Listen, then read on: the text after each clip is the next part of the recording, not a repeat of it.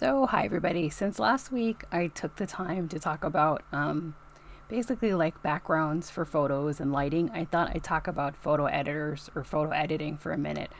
I am not the world's best photographer, but even with that being said, you still sometimes have to edit a photo. Maybe it's a little too dark, and this can be done in various ways. If you're going to share a photo or the reviewing or testing panel allows you to share photos in your review, that may be something that would be helpful. Sometimes people want to know if it really looks like what it looks like in the picture from the store or anywhere else, or the website where it's being posted. So it is helpful. I thought I'd just give you guys just some quick and simple options of photo editors that you can use. Many of them have apps. I prefer to edit my photos most of the time though on the computer because it's just easier for me to do as opposed to having my nose stuck to my phone. But it's, again, everyone's option. And there are a lot of photo editors out there. These are just the ones that I'm kind of familiar with and ones that I use sometimes. There are some that are fee-based where you have to pay a monthly subscription fee. There are some that give you like a certain set amount of time free trial and then they start hounding you that you have to pay. So it's kind of within your budget. And I will mention that if you do use, a Windows device or an Apple device, they do also have a lot of their own built-in photo editors that you can use, even if it's just something as basic as needing to crop something out or lighten up your picture.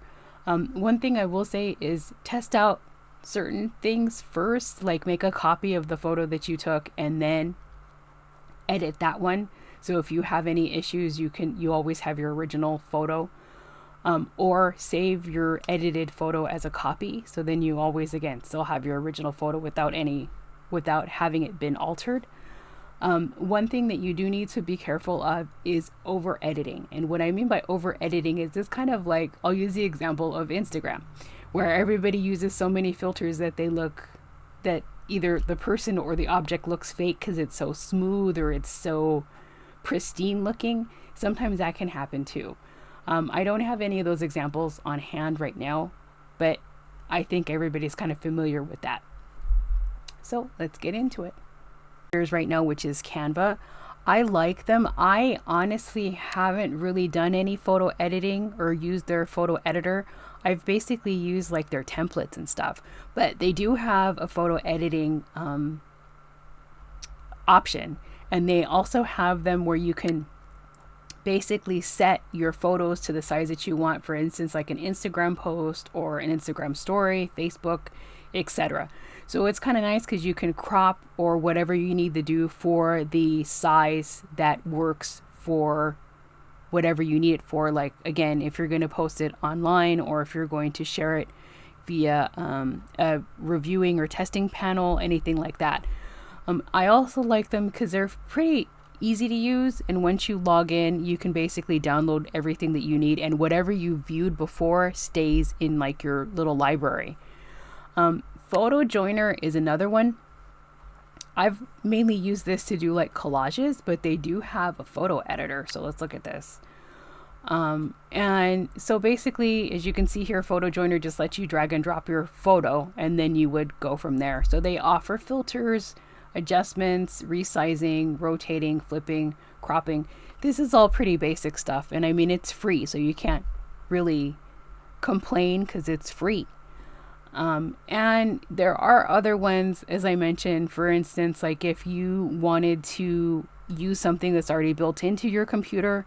I'm running Windows 10, so let me run in real quick to the little photo editor that they have for Windows 10. So it's again, very basic, very simple. So let me grab this picture of these paintbrushes. And when you open it, the little photo viewer allows you to edit it as well. So sorry for the slow connection. I think I just have too many things running. So here's some pictures of some paintbrushes that I took, right? So if I wanted to do any type of editing, and this is in the Windows 10 photo, just like their little basic photo viewer, you would click the edit and create. and it brings you down like a drop down list. So I just wanted to go ahead and do edit, and it'll open up your options. So it gives you a crop option of filters and adjustments. So let's say I wanted to lighten this picture up a little bit.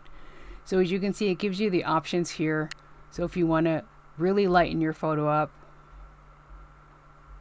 or if you just want to do some color correction, depending on what you're doing. So basically you would just do simple sliders and stuff like that. Photo editors. These usually give you a little bit more flexibility and more options, along with more tools. Canva, again, is a real popular one right now. They have 2 payment plans. I'm not too sure what the difference is. You can always reach out to them, and I've added the link in the description below. So they have their standard plan, which is like their pro plan, which is $9.95 a month. They also have a trial, so you can try it for so many days before you commit to doing the monthly subscription fee. So they have their subscription fee is $9.95, and this is US dollars, or $12.95. I'm not certain what the real difference is in those plans, or they have a higher plan for $30 a month. Another one that is very popular is Photoshop. I have an old version of Photoshop, so I use that when I need to do a little more advanced photo editing. They do have another product called Lightroom, which a lot of people like to use. I've never used it, so I really can't say what the pros and cons are between them. But as you can see, this is Adobe's pricing list. So they are basically about the same price as most of the photo editors, around $9 to $10 per month, which they may have annual billing. You'll have to, again, look into this for yourself. And they do have a Photoshop for about $21 US a month. But again, it may just vary by your budget and your price point. One other thing I wanted to add before I forget is if you are doing any type of photo uploads for example, for like testing panels or reviewing websites, sometimes they have a limit of how large your photo can be. So you may have to use a tool like this called compressor.io or a compression tool. A lot of these are free. They're very easy to use. What they basically do is they shrink down your photo a little bit. You don't usually lose image quality. It may just depend on what type of photo you're using, in terms of, is it a JPEG or a PNG or a GIF, things like that. So let me show you how this works really quick. It's really easy, and I've used it in the past, and I really do like it. So, and it's really simple. Again, I'll use that photo of the paintbrushes. So it's really, really simple to use. So you, of course, have to wait for it to upload. And basically, once you upload it, so now that I have my photo uploaded, you see the little slider that I'm moving back and forth. So this would be basically what your original photo looks like. And when you slide it the other way, it shows you what your compressed photo would look like. So as you can see here, it's originally 8.17 megabytes, and after it was shrunk down to 2.35 megabytes. So it makes it smaller. So I hope some of that was helpful. The only reason I remembered to add the photo compression at the end is because I know some of the websites, especially Try It Sampling and a few of the other product reviewing websites, have a limit on how large your image can be. Even when you're uploading a photo to, for instance, like YouTube or something, your thumbnail photo can only be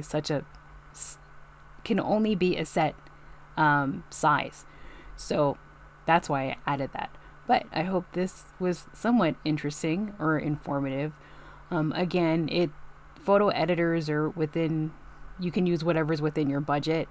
It doesn't necessarily have to be the best, but as long as you can kind of fix your lighting and things like that, that works. A lot of the options that I talked about may also have apps, so you'll have to look into that again, as I mentioned, and I've added all of the information in the description below. So I hope you guys have a good day, and see you next time.